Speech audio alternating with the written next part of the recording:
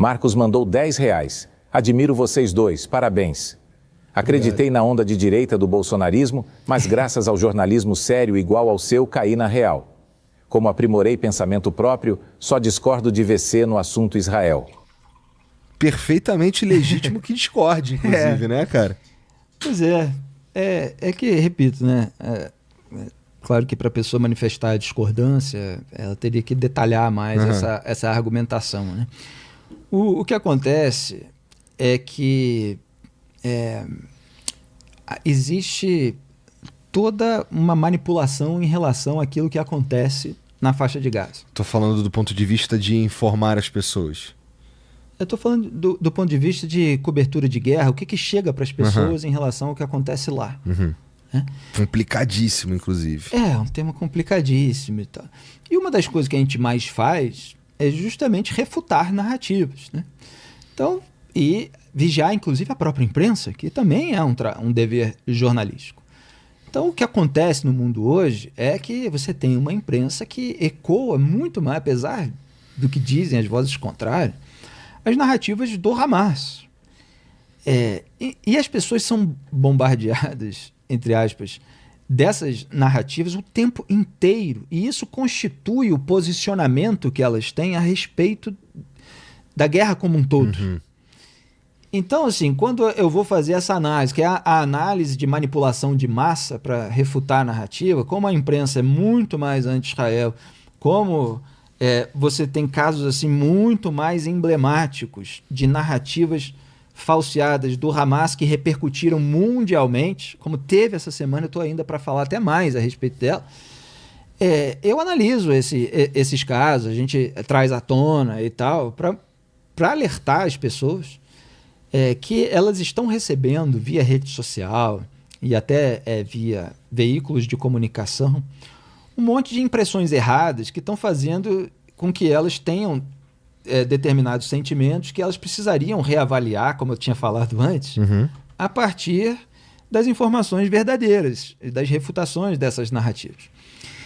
Então, assim, guerra é um assunto bastante complexo, né? Porque tem uma questão que é o direito de autodefesa.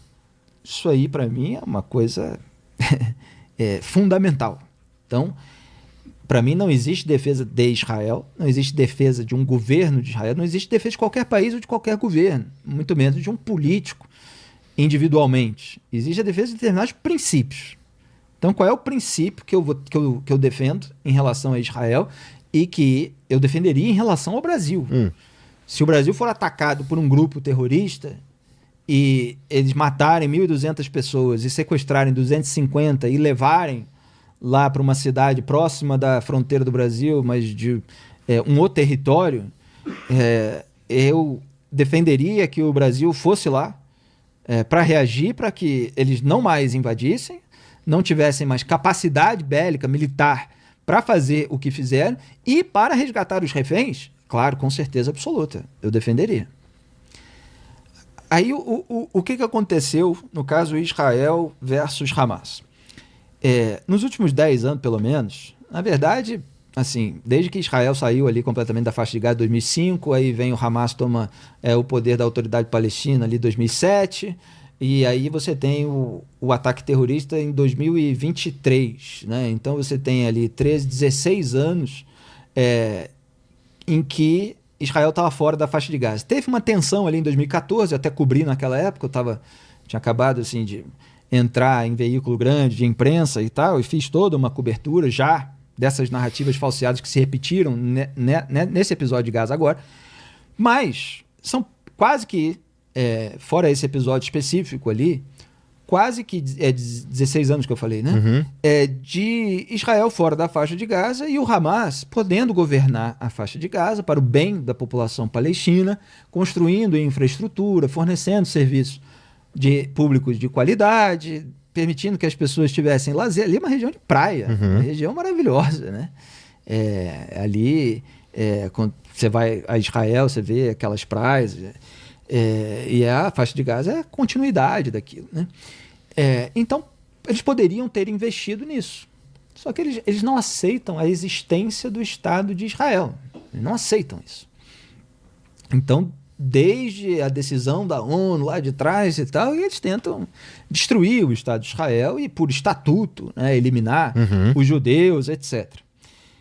Então, assim, não era para acontecer o massacre de 7 de outubro de 2023, porque Israel estava na dele, vamos dizer assim, e o Hamas podia cuidar da sua população. Por que foi lá entrar no país e tal? Aí fala, mas tem assentamento, tem colônia, não sei o quê, não sei. Mas é que eles já faziam isso antes de ter. Eu fiz um podcast com Samuel Feldberg, né? Ali da Stand With Us Brasil, ele conta toda essa história em detalhes, ele tem livros a respeito, vale muito a pena ver essa história, né?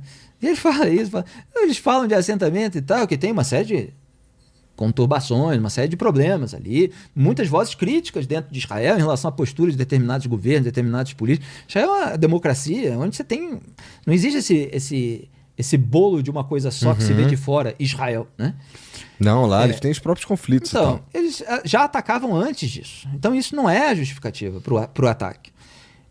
Enfim, matam ali pessoas inocentes. Eu tive até a oportunidade de ver 2 vezes o filme restrito para jornalistas, para determinadas autoridades, que não foi veiculado publicamente, que é o filme feito com as imagens dos bodycams, né? Das câmeras que os terroristas usaram, porque depois eles levam de volta como troféus, que mataram judeus. Teve um que ligou, né? Pai, eu matei 10 judeus e tal, celebrando. E aí parece um videogame, né? O que as autoridades israelenses fizeram? Eles pegaram todas as câmeras dos terroristas que foram capturados ou eliminados, depois que Israel percebeu o ataque e reagiu, o que demorou e tal, enfim, essa é uma outra história.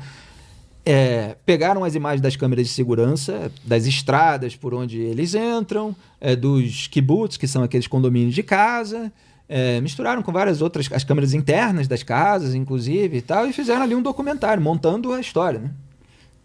Então você começa a ver aqui, os terroristas entram na fronteira, eles começam a matar todo mundo nas estradas. E você vê como se fosse um videogame, né? As pessoas não viram, vocês viram diversas imagens aí que circulam nas redes sociais, mas a maioria de vocês, certamente, algum pode ter visto, não viu os filmes, né? São as imagens mais bárbaras que eu já vi, sabe? Outro dia teve um episódio bárbaro, monstruoso, do sujeito que deu 61 socos numa mulher no elevador, aqui no Brasil, né? Todo mundo reagindo, as mulheres fazendo postagens e tal, essa reflexão sobre quando você descobre que o seu namorado é assim e tal, não sei o quê. Você imagina 45 minutos daquilo até a morte, o tempo todo. Passa a pessoa na frente, começa a atirar, matar, bater, queimar. 45 minutos sem parar. É um negócio... É um trauma para o país gigantesco, né? Ele fala, bom, existe o trauma dos palestinos, vou chegar aí, estou só contando a história. Então, você tem as imagens, então os terroristas, tá passando um carro na estrada, como se você estivesse dirigindo na estrada, ele começa a atirar e tal, aí você não morre no primeiro tiro, ele chega na janela, mata. Aí daqui a pouco eles chegam na festa de música eletrônica, na rave e tal. Aí é de fato uma brincadeira de tiro ao alvo. É o pessoal lá meio bêbado, meio doidão, não sei o que, sai correndo sem saber exatamente o que estava acontecendo. Muitos pensaram no início que era só míssil, e aí você tem abrigo antiaéreo em Israel. Só que o que você não tem em Israel, né? Vou contar aqui a história completa, aos poucos eu vou comentando. Né? O que você não tem em Israel era o preparo para um ataque analógico, que é o terrorista entrando com fuzil. E fuzil automático, né? Eles apertam assim, o que o exército de Israel é proibido de usar, até por questão de segurança. E aí, muitos que fugiram da rave, e a rave é numa região meio desértica, eles foram para a estrada, aí entraram no abrigo antiaéreo. Abrigo antiaéreo é tipo um iglu, né? São paredes, um teto assim, como se fosse, né, uma quinta parede, e você tem um vão que você entra e você faz só assim, né? Tem uma parede aqui, outra aqui. Você entra, você faz só assim, aí você fica entre 4 paredes, né? Para sair é só você contornar internamente. Então, assim, essa parede, esse glue, é para proteger contra, principalmente, estilhaços. Se vier um míssil direto nela, pode ser que quebre e mate. Mas é contra estilhaços de mísseis, de foguetes, a pessoa fica lá dentro e fica protegida. Agora, contra o terrorista armado de fuzil, ele entra pelo mesmo vão que as pessoas entram. Então, muita gente entrou ali, aí o terrorista entrou no vão, matou todo mundo que estava dentro. E aí você vê os memoriais ali, eu visitei, né? Eu visitei em maio de 2024, quer dizer, meses depois do ataque que foi feito em outubro. Fiz todo o percurso e tal, que eles fizeram. Mas eu vi o filme aqui em São Paulo, na embaixada, numa sessão para jornalistas, e vi lá, numa base militar israelense. E fiz todo esse percurso. Então, teve a rave, aí eles entram no kibbutz. Eles esperam escondido atrás, como se fosse portão de condomínio. Então tem como se tivesse 2 assaltantes escondidos atrás do portão. Chega um carro, controle remoto, normal, moderno. O piloto, o motorista, ele vai abrir o portão, abre o portão. Aí os terroristas, quando abrem o portão, vêm e matam o motorista, quem está no carro, e aproveita que o portão foi aberto e entra no kibbutz. Aí entra, assim, e sai matando as pessoas que aparecem. Só que era sábado de manhã, um sábado de sol, né? Um dia lindo. Então eles entram ali, sei lá, era 6, 7 da manhã, 8 da manhã, e tem poucas pessoas ali andando. Daqui a pouco tem uma cena que dá muita raiva, né? E vem um cachorro ali contente, latindo e tal, mata o cachorro, né? Aí vê uma pessoa passar dentro da casa, já atira de fora. Aí começa a queimar a casa. Aí tem uma das cenas que é uma das cenas mais impactantes para quem assiste aquele filme, que é de um pai que percebe que os terroristas entraram no condomínio. Aí você vê na câmera interna da casa e ele carrega 2 crianças, está todo mundo ali de samba canção, como quem estava dormindo num dia de sol, sem ar-condicionado, sabe? Tão descalço, de cueca, samba canção, ou de shortinho, assim. O pai arrasta os filhos, 2 meninos, 10, 12 anos, pela sala, e vai colocá-los. Ele sai assim no quintal e tem um quartinho, assim, como se fosse um quarto de despensa ou de sauna. Você vê até uma cestinha de basquete ali na garagem, aquele estilo quase que americano. O terrorista entra na casa, aí ele vai por dentro, atrás, ele percebe para onde foi o pai com os 2 filhos. Você só vê o braço dele esticando para fora da janela e jogando uma granada na despensa onde o pai entrou com os filhos. E o pai tomba morto. E os filhos saem correndo, gritando, desesperados, para dentro da casa. Ai, meu olho. Um tá com o olho sangrando, o outro tá desesperado. Seu olho, papai morreu, cadê a mamãe? E tal, não sei o que. Você vê todas essas cenas. Daqui a pouco volta o terrorista. As crianças desesperadas dentro da cozinha. Ele abre a geladeira, rindo. Psicopata, né? Pega uma garrafa, assim, parece uma Big Coke ali, vira, bebe. Ele naquele momento parece que não está afim de matar as crianças. Daqui a pouco chega a mãe, ela vai e vê, os terroristas já tinham saído da casa, ela vê o marido morto, ela começa a gritar, aí vem os 2 vigilantes do kibbutz, seguram ela, tapam pela boca, agarram ela, para ela não gritar, para os terroristas não voltarem, percebendo que tinha uma pessoa viva, que qualquer pessoa viva eles matam. E aí agarram ela e carregam. Enfim, aí tem cena de degola, cortando a cabeça, tudo filmado, cara. É difícil de ver, é difícil até de contar. Israel demorou a reagir, Israel teve um apagão ali de defesa, teve até meninas que monitoram a fronteira, que tinham passado, que havia uma movimentação atípica, os superiores não deram bola, houve vários erros ali, etc. Bom, mataram mais de 1.200 pessoas, sequestraram 250, Israel foi lá reagir. Quando Israel reage, é sempre um desgaste tremendo. Acontece que eu defendo que haja a reação. Agora, é uma guerra, o que acontece? Que ela não é para ser começada. Não é para ser começada. A guerra não pode começar, ainda mais ali, naquela região tão densa, tão povoada e tal. Porque quando uma guerra começa, vai começar atrocidade para todo lado. Não tem a menor dúvida. Então, assim, Israel vai lá reagindo ao Hamas, aos militares do Hamas, vai anunciando onde é que vai operar, joga mensagem de texto para orientar para as pessoas saírem e tal, etc. Mesmo assim, várias pessoas ficam, aí eles têm a oportunidade de matar e tal. E você tem uma legislação, aí é preciso entender o funcionamento de uma guerra. E é por isso que eu falo que a guerra não pode começar. Ah, sim. Não pode começar. Porque a partir daquele momento a pessoa está lutando pela sobrevivência dela. Se os caras conseguiram matar 1.200, eles podem voltar amanhã e matar 1.200. Você tem que desmantelar a infraestrutura que eles têm, porque senão você não sobrevive. E o que a gente vê é muita gente defendendo que Israel morra, né? Que tenha mais, as pessoas ficam insatisfeitas que não tem mais israelense morto, as pessoas que são muito anti-Israel, porque Israel consegue se defender, mas naquele dia não conseguiu.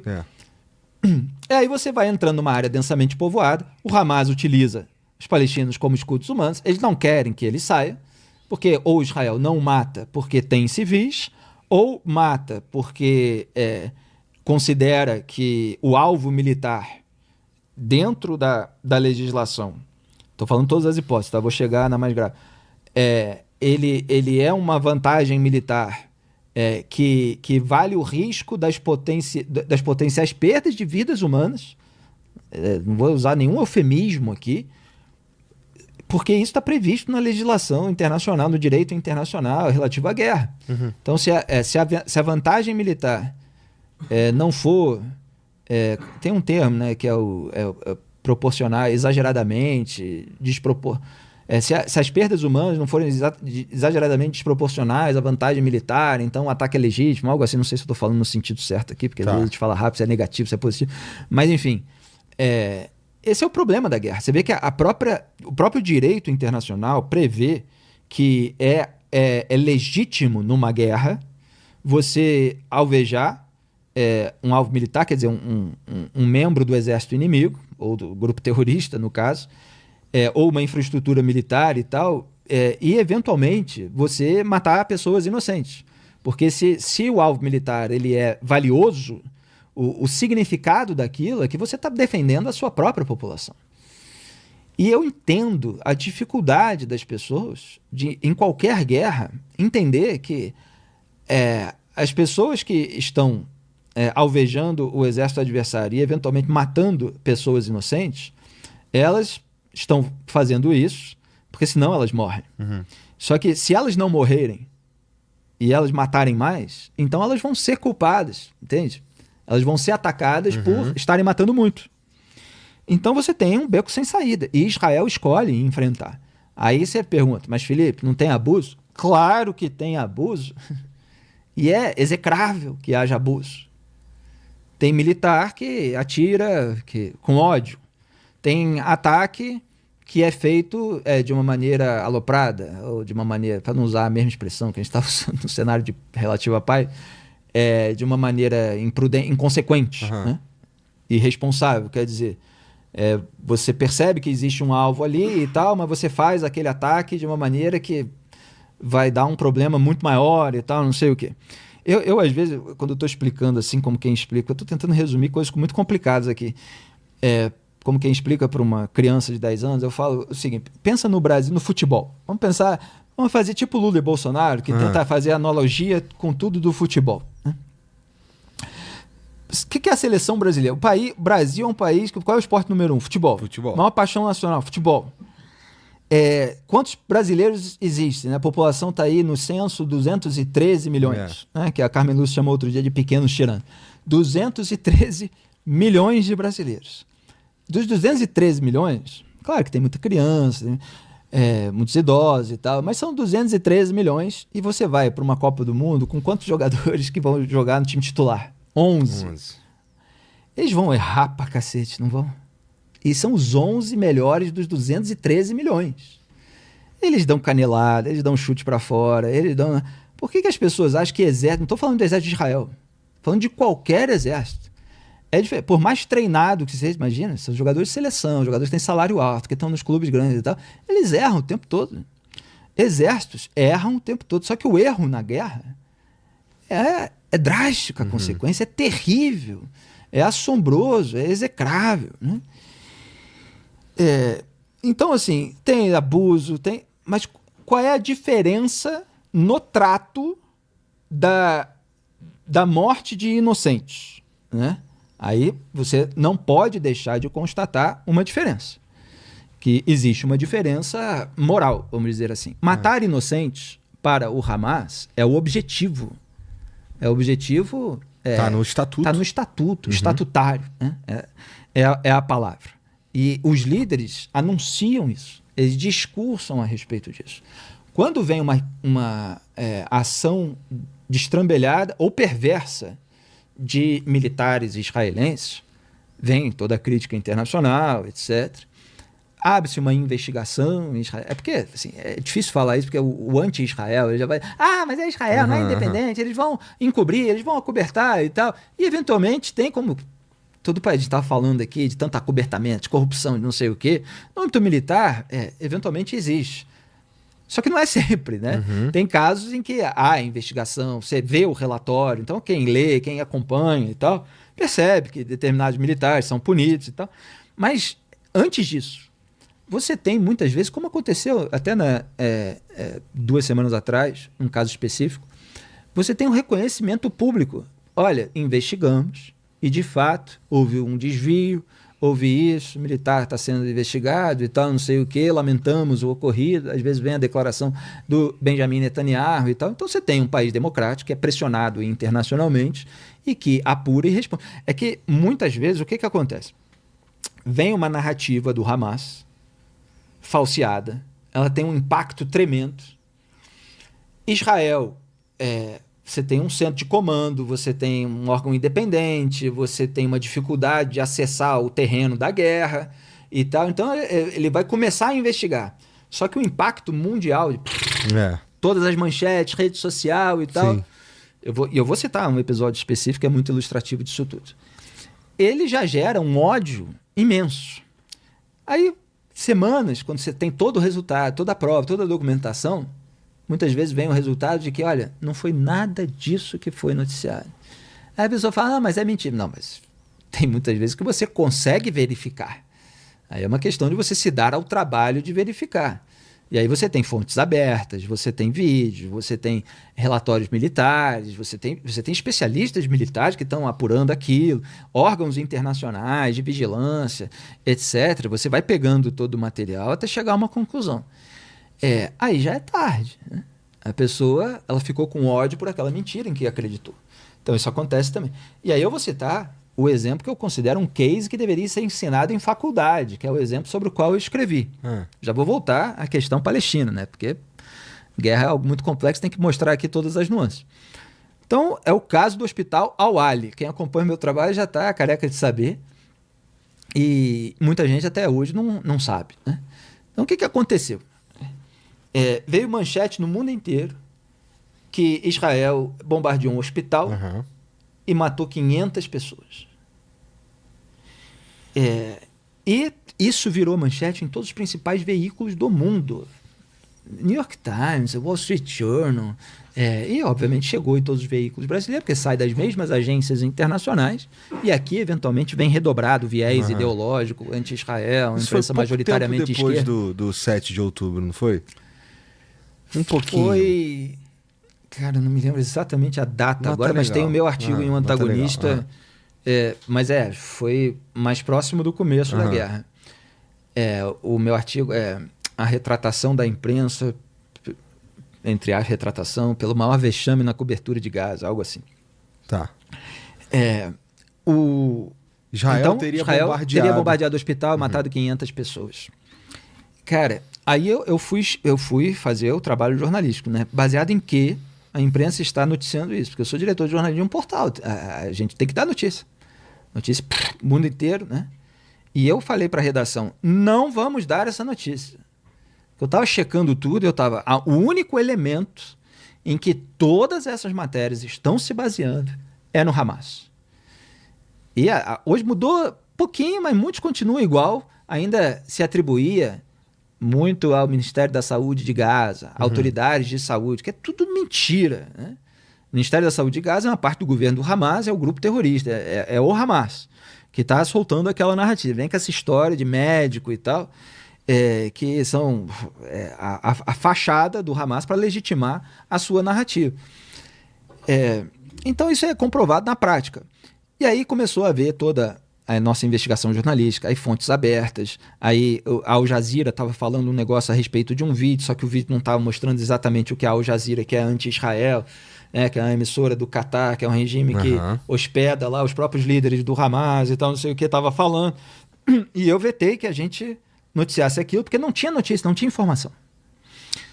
Os principais jornais do mundo fizeram a barrigada, como a gente chama no jargão jornalístico, e nós não fizemos.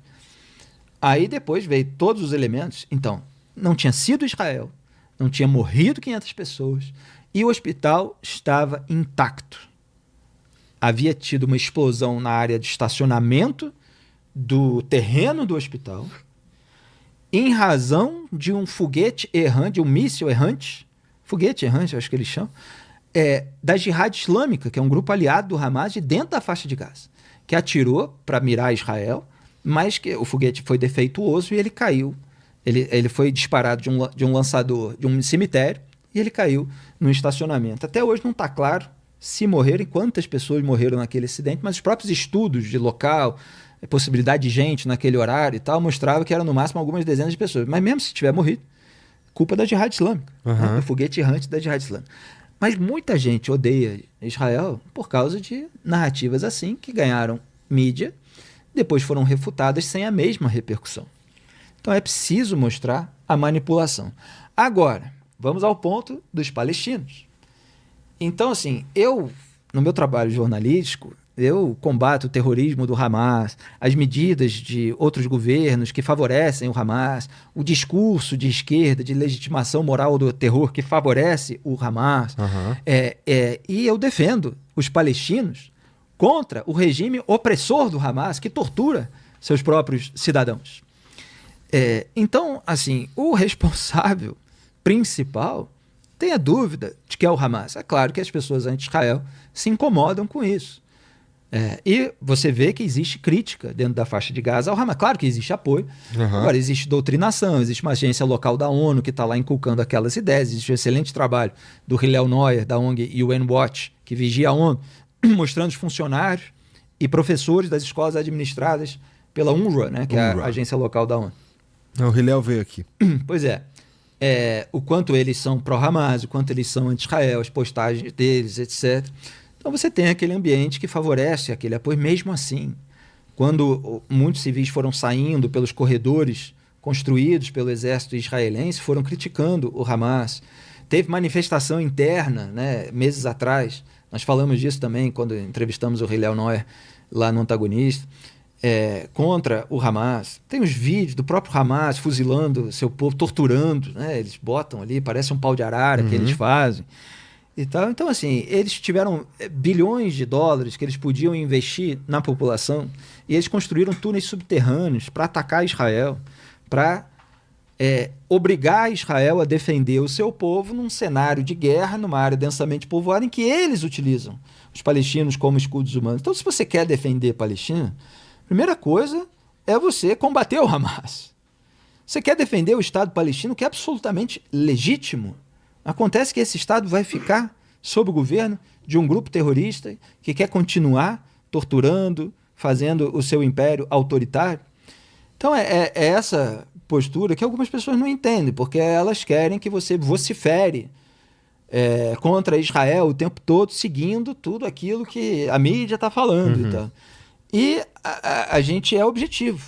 Então, se tem um militar que faz um negócio, tem um político que está tomando vantagem, a gente critica essas medidas específicas. Agora, eu não posso nunca deixar de defender o direito de autodefesa de qualquer país que seja. Eu critiquei o Netanyahu em um monte de iniciativas, um monte de coisas. Acho que o processo dele que tem que correr lá em Israel, o Trump está tentando interferir, que nem está fazendo com o Jair Bolsonaro. A gente dá voz aos líderes de oposição. A gente apontou desde a raiz como o Netanyahu não tinha plano para o pós-guerra na faixa de Gaza. Traz o Yair Lapid, o Benny Gantz, as vozes ali críticas. Então, assim, você faz toda a cobertura. Mas se você refuta uma mentira que favorece determinado grupo contra o grupo que ela odeia, essa pessoa passa a te odiar. Porque ela acha válida que a mentira... Ela acha que tem que correr a mentira, porque as pessoas são tão ruins, são tão malvadas, são tão cruéis, que vale a pena usar a mentira como uma arma de guerra. E eu simplesmente não aceito isso. Então, eu enfrento. Porque a gente tem que defender aquilo que a gente defenderia se fosse com a gente, né?